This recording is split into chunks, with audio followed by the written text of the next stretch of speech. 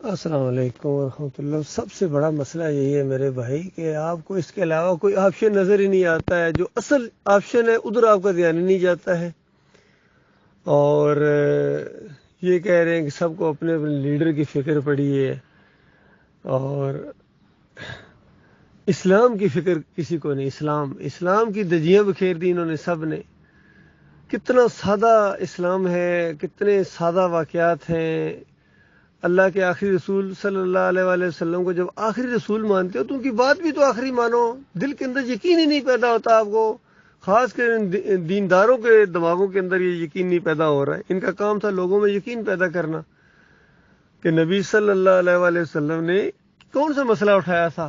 اس سے زیادہ برے حالات تھے، اس سے زیادہ فحاشی تھی، اس سے زیادہ غربت تھی، معاشی تنگی تھی، اور لڑائی جھگڑے اس سے زیادہ تھے، نفرتیں اس سے زیادہ تھیں، لیکن اللہ کے آخری رسول صلی اللہ علیہ وآلہ وسلم نے تمام انبیاء کی سنت کے مطابق اور اللہ کے حکم کے مطابق الہکم الہ واحد لا الہ الا هو الرحمن کا مسئلہ اٹھایا کہ لوگوں تمہارا مالک ایک ہے، تمہارا داتا ایک ہے، دستگیر ایک ہے، مشکل کشا ایک ہے، حاجت روا ایک ہے، بغیر واسطے وسیلے کے اس کو پکارو، دل کے وسوسے وہ جاننے والا ہے، ہر زبان کا خالق وہ ہے، نہ نیند نہ اونگ۔ اس کے علاوہ یہ جو کچھ کر رہے ہو سب شرک کر رہے ہو، چاہے ابراہیم علیہ السلام کو پکارتے ہو، لات منات حبل کو پکارتے ہو، عیسیٰ علیہ السلام کو پکارتے ہو، ان کی بھی مورتی وہاں رکھی گئی تھی بیت اللہ کے اندر،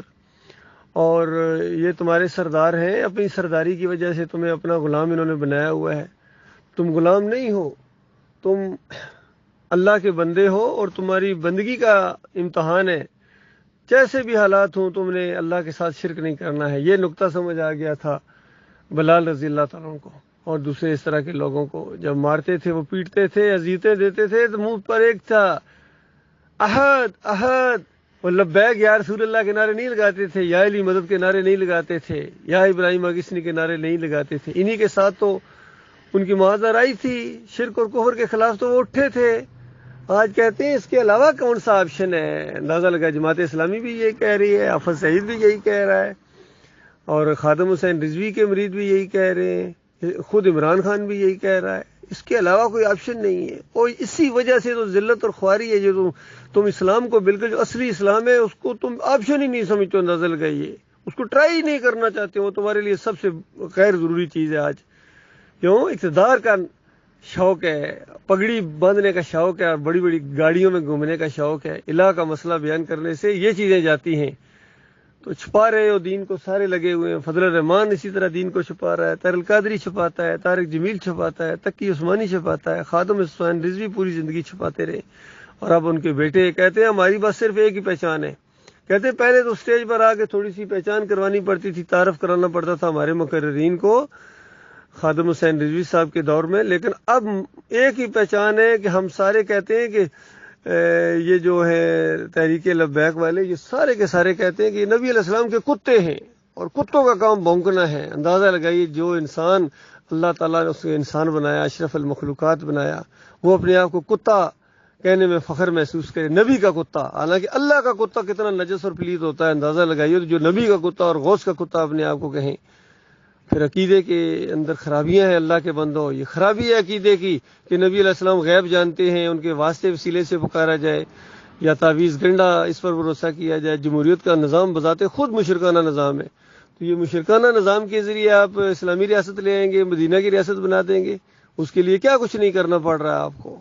تو یہ بالکل بے دینی ہے، یہ اللہ کے ساتھ فراڈ ہے، اپنے ساتھ فراڈ ہے، انسانوں کے ساتھ، مسلمانوں کے ساتھ فراڈ ہے۔ تو للہ اس فریب سے نکلو، اور صحیح معنوں میں اگر دین کا کام کرنا، اسلام کو نافذ ہوتے دیکھنا چاہتے ہو تو ایمان کی آواز، پہلے خود ایمان لاؤ، پہلے خود مسلم بنو، یہ بریلوی نہ بنو، دیوبندی نہ بنو، اہل حدیث نہ بنو، سلفی نہ بنو، شیعہ نہ بنو، قادیانی نہ بنو۔ یہ سارے فرقے ہیں، مسلک ہیں، کفر ہے، اللہ کی کتاب کا انکار ہے، اللہ کے غضب کو بھڑکانے والی یہ چیزیں ہیں۔ تو للہ بڑی سادہ سی بات آپ کے سامنے ہے، مانو گے اپنا بھلا کرو گے، نہیں مانو گے تو یاد رکھنا اللہ نے جہنم بہت بڑی بنائی ہے، حل من مزید، حل من مزید کی پکاریں لگائے گی۔ کوئی اور بدماش بھی ہے، کوئی اور بھی ہے اللہ کے کو شرک کے ساتھ گالیاں دینے والا، اور بھی ہے کوئی بدماش، پارٹی سمیت آ جائے یا اپنے لیڈروں سمیت آ جائے، سارے جاؤ گے بالکل اس کے اندر، آخری تمہارا سٹاپ وہی ہے۔ نہ ہو ایمان کی طرف، ایمان خالص تمہیں چبھتا ہے،